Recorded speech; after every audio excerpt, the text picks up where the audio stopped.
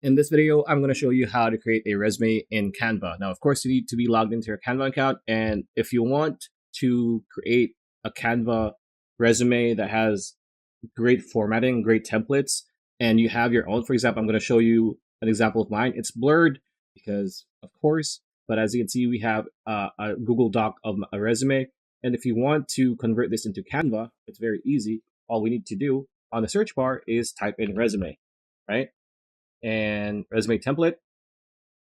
And here you're going to see a lot of resume templates that you might want to consider using. Some are behind Canva Pro. If it has this crown icon on the lower right corner, it's Canva Pro. You need to pay for the subscription for you to use this. But for example, we want to use this one. So click on this, right? So standard paper, premium paper, which we're just going to go standard paper, customize this template. It's going to open a new tab. And here you can actually just start editing this.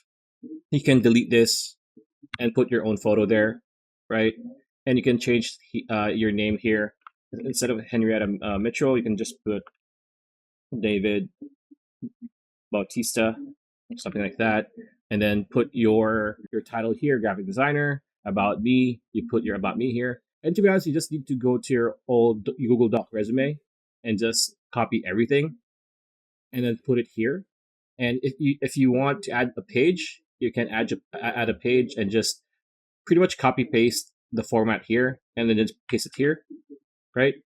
So that's how you do it. And you need to, of course, have a once over to make sure that everything is properly put in.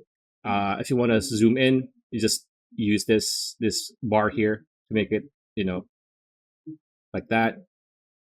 And again, just need to go once over, make sure that everything is set properly. Every information, every experience that you have is set on your new resume. After that, what you want to do is click on share on the upper right corner and then click download like so.